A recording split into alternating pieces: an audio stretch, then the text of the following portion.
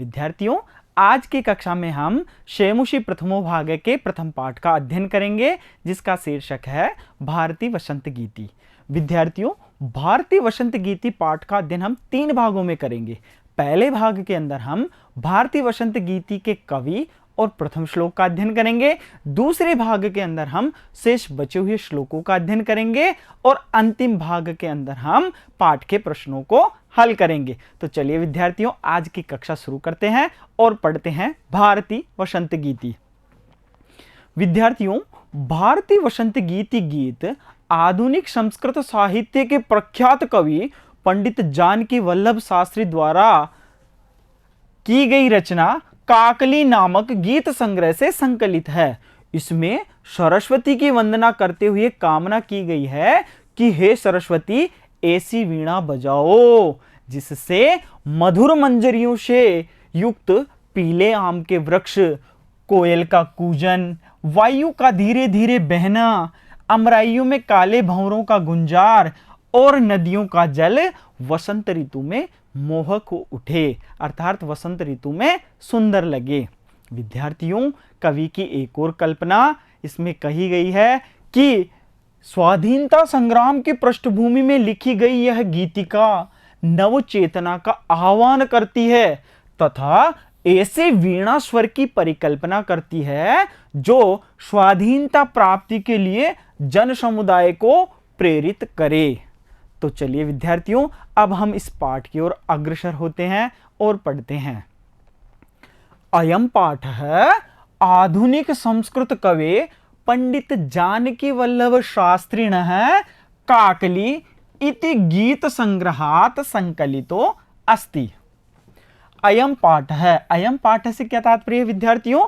यह हमारा पाठ भारतीय वसंत गीति आधुनिक संस्कृत कवि पंडित जानकी वल्लभ शास्त्रिणः काकली, अर्थात पंडित जानकी वल्लभ शास्त्री जी के द्वारा रचित काकली इस गीत संग्रह से संकलित है, अर्थात इस गीत संग्रह से लिया गया है। प्रकृति सौंदर्यम अवलोक्य, प्रकृति के सौंदर्य को देखकर, एव ही सरस्वत्यः वीणायाः, सरस्वती की जो वीणा है उसमें मधुर झंकृतयः प्रभवितुम शक्यन्ते, मधुर झंकृतियां उत्पन्न हो सकती है। इति भावना पुरस्सरम कवि प्रकृति सौंदर्यम वर्णयन, इसी भावना से कवि प्रकृति के सौंदर्य का वर्णन कर सरस्वती वीणा वादनाय संप्रार्थयते, सरस्वती से वीणा वादन हेतु कवि प्रार्थना करता है। तो विद्यार्थियों, अब हम जानते हैं कि कवि सरस्वती से क्या प्रार्थना करता है। विद्यार्थियों, हमारे पास जो गीतिका है उस गीतिका का अध्ययन करने के लिए हमें सर्वप्रथम उसके शब्दों को जानना होगा और शब्दों को जानने के बाद उसका सस्वर वाचन करना होगा ताकि हम भी इस गीतिका को लय और ताल के साथ गा सकें। तो सर्वप्रथम हमारे पास गीतिका उपस्थित है जिसका प्रथम श्लोक हम पढ़ रहे हैं। तो विद्यार्थियों, हम पहले इसके शब्दों को जानते हैं, फिर इसका सस्वर वाचन करते हैं, फिर उसके बाद में हम इसके भावार्थ और हिंदी अनुवाद को जानने का प्रयास करेंगे। तो चलिए विद्यार्थियों, सर्वप्रथम हम शब्दों को पढ़ते हैं। शब्दों को पढ़ते समय आपकी दृष्टि इसी तरफ बनी रहेगी और आप भी इन शब्दों का उच्चारण मेरे साथ के साथ करते रहेंगे ताकि आप इन शब्दों को पढ़ सकें और समझ सकें। तो चलिए विद्यार्थियों, निनादये नवीनाम अये वाणी वीणाम, मृदुम गाय गीतिम ललित नीति लीनाम, मधुर मंजरी पिंजरी भूतमालः, वसंते लसंति इह सरसा रसालः, कलापः ललित कोकिला काकलीनाम, और अंत में यही पंक्ति वापस, निनादये नवीनाम अये वाणी वीणाम। विद्यार्थियों, आपने इन शब्दों को सुना होगा और उच्चारित भी किया होगा, ऐसी मुझे आशा है। तो चलिए विद्यार्थियों, अब हम इसका सस्वर वाचन करते हैं। आपकी दृष्टि इसी तरफ बनी रहे और आप भी इसे बोलने का प्रयास करें। निनादे नवीनाम अये वाणी वीणाम मृदुंगाय गीतिम ललित नीतिलीनाम मधुर मंजरी पिंजरी भूतमाला वसंते लसंती हसर्षा रसाला कलापा ललित कोकिला काकलीनाम निनादे नवीनाम अये वाणी वीणाम। चलिए विद्यार्थियों, अब हम इसके भावार्थ को जानने के लिए प्रयास करते हैं और जानते हैं। तो सर्वप्रथम इसके भावार्थ को जानने के लिए हम इसको दो भागों में बांट लेते हैं। सर्वप्रथम ऊपर की दो पंक्तियां और फिर बाद में नीचे की तीन पंक्तियों के भावार्थ को हम जानेंगे। तो हमारे पास सर्वप्रथम ऊपर की दो पंक्तियों का भावार्थ जानते हैं। हमारे पास दोनों पंक्तियां हैं, निनादे नवीनाम अये वाणी वीणाम मृदुंगाय गीतिम ललित नीतिलीनाम।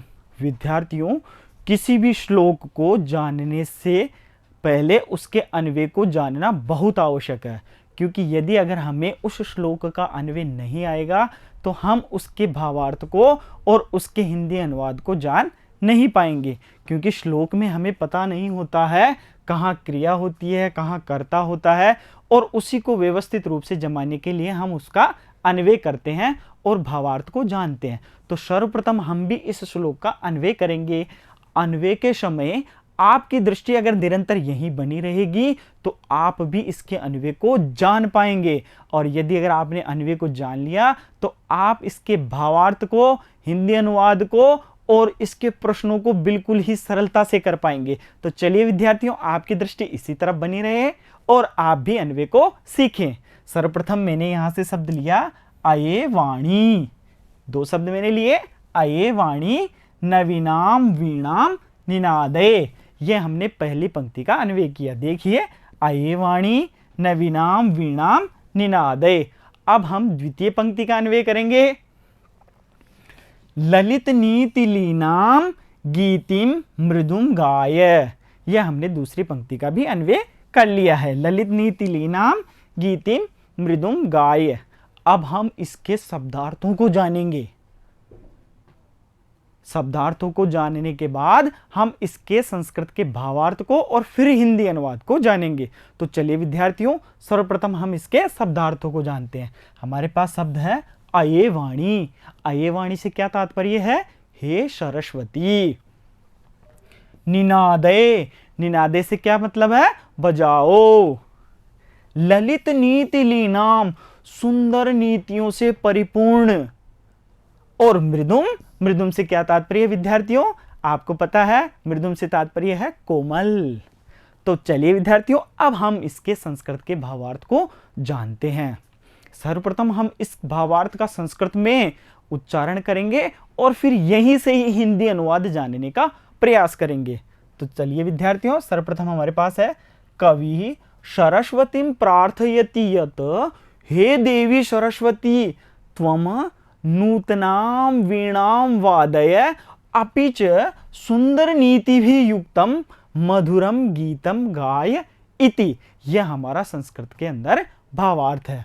अब हम इसको यहीं से हिंदी अनुवाद जानने का प्रयास करते हैं। तो कवि सरस्वतीं प्रार्थयति यत्, कवि सरस्वती से प्रार्थना करता है कि हे देवी सरस्वती त्वम नूतनां वीणां वादय, तुम नई वीणा का वादन करो, अपिच और सुंदर नीति भी युक्तम, सुंदर नीतियों से परिपूर्ण, मधुरम गीतम गाये, मधुर गीत का गान करो, ऐसा कवि कह रहा है। तो चलिए इसका हिंदी अनुवाद भी देखते हैं हम। हे सरस्वती, नवीन धुन वाली वीणा का वादन कीजिए और सुंदर नीतियों से परिपूर्ण गीत का मधुर गान गाइए, ऐसा कवि कह रहा है। तो विद्यार्थियों, हमने यह ऊपर की दो पंक्तियों का अनुवाद किया और इसके भावार्थ को जाना। अब हम शेष बची हुई पंक्तियों का अध्ययन करते हैं। हमारे पास शेष बची हुई पंक्तियां हैं, मधुर मंजरी पिंजरी भूतमाला वसंते लसंतीह सरसा रसालः कलापहा ललित को किला काकलीनाम, और अंत में वही पंक्ति निनादे नवीनाम आये वाणी वीणाम। तो चलिए विद्यार्थियों, हम सर्वप्रथम इसका क्या करेंगे, अन्वय करेंगे, क्योंकि हमें इसके भावार्थ को जानना है, इसके हिंदी अनुवाद को जानना है, इसके प्रश्नों को जानना है, इसीलिए हमें इसका अन्वय करेंगे। तो चलिए विद्यार्थियों, देखो मैंने यहां से लिया है शब्द सर्वप्रथम इह वसंते, मधुर मंजरी पिंजरी भूतमाला, ये पूरी पंक्ति ले ली है। सरसहा रसालहा लसंती, यहां से लिया है। प्रथम पंक्ति हमने क्या बनाई है, इह वसंते मधुर मंजरी पिंजरी भूतमाला सरसहा रसालहा लसंती, हमने यह प्रथम पंक्ति बना ली है। अब हम द्वितीय पंक्ति का अन्वय करते हैं। तो द्वितीय पंक्ति में होगा विद्यार्थियों ललित कोकिला काकलीनाम कलापहा, यह हमने द्वितीय पंक्ति बनाई है। और अंत में वही पंक्ति अये वाणी नवीनाम वीणाम निनादय, क्योंकि हर श्लोक के अंत में हमें यह पंक्ति मिलेगी। तो विद्यार्थियों, हमने इसका अन्वय किया है। इस अन्वय के करते समय आपकी दृष्टि इसी तरफ होगी, आपने इसको नोट भी किया होगा, ऐसी मुझे आशा है। अब हम इसके शब्दार्थों की ओर अग्रसर होते हैं। देखिए विद्यार्थियों, हमारे पास शब्द है इह। इह से क्या मतलब होता है, क्या तात्पर्य होता है? इह से तात्पर्य होता है यहां। मंजरी, मंजरी कहते हैं आम्र पुष्प को, जो आम के फूल हैं उन्हें मंजरी कहते हैं। आम के वृक्ष पे जब आम आने होते हैं तो उससे पहले उसके ऊपर पुष्प आते हैं, और जो पुष्प आते हैं उन्हें कहते हैं मंजरी। इसलिए कहते हैं मंजरी किसको कहते हैं, आम्र पुष्प को। और यह आम्र पुष्प किस रंग के होते हैं, यह पीत रंग के होते हैं। विद्यार्थियों किस रंग के होते हैं, पीत रंग के। तो यह कहा गया है पिंजरी भूतमाला, पीले वर्ण से युक्त पंक्ति। रसालहा, रसालहा आम के वृक्ष। काकली, काकली किसे कहते हैं विद्यार्थियों, कोयल की आवाज को। और कलापहा, कलापा कहते हैं समूह को, जैसे हमारे पास आम के वृक्षों का समूह बना हुआ है। तो अब विद्यार्थियों हम इसके संस्कृत के अनुवाद को, संस्कृत के भावार्थ को जानते हैं। हमारे पास संस्कृत में भावार्थ है कि कवि कथयति यत अस्मिन् वसंत ऋतु पीतवर्णीयानाम रसपूर्णानाम आम वृक्षाणाम पंक्तयः शोभमानाः सन्ति तथा च मधुर स्वर युक्तानाम कोकिलानाम सुंदरः समूह अपि शोभमानः अस्ति इति। ऐसा हमारे पास संस्कृत के अंदर भावार्थ है। अब हम इसका हिंदी अनुवाद यहीं से ही जानने का प्रयास करते हैं। कवि कथयति यत, कवि कहता है कि अस्मिन् वसंत ऋतु, इस वसंत ऋतु में पीतवर्णीयानाम रसपूर्णानाम, पीले वर्ण से युक्त रसपूर्ण आम्र वृक्षों की पंक्तयः शोभमानः सन्ति, जो पंक्ति है वह सुशोभित हो रही है। तथा च मधुर स्वर युक्तानाम, और मधुर स्वरों से युक्त कोकिलानाम समूह सुंदर समूह अपि शोभमान अस्ति, और जो कोयलों का सुंदर समूह है वह भी सुशोभित हो रहा है, ऐसा कवि कह रहा है। अब हम इसके हिंदी अनुवाद को पढ़ते हैं कि इस वसंत में मधुर मंजरियों से पीली हो गई सरस आम के वृक्षों की माला सुशोभित हो रही है, सुंदर दिख रही है। मनोहर काकली अर्थात कोयलों का जो समूह है उनकी बोली भी हमें सुंदर लग रही है, अर्थात मनोहर काकली वाली कोकिलों के समूह सुंदर लग रहे हैं, ऐसा कवि कह रहा है। तो विद्यार्थियों, आज की कक्षा में हमने कवि के बारे में जाना और भारतीय वसंत गीति के प्रथम श्लोक के बारे में जाना। बाकी शेष बचे हुए श्लोकों का अध्ययन हम आगे की कक्षा में करेंगे। तो विद्यार्थियों, शेष बचे हुए श्लोकों के अध्ययन के लिए हम मिलते हैं अगले वीडियो में। तब तक के लिए धन्यवाद।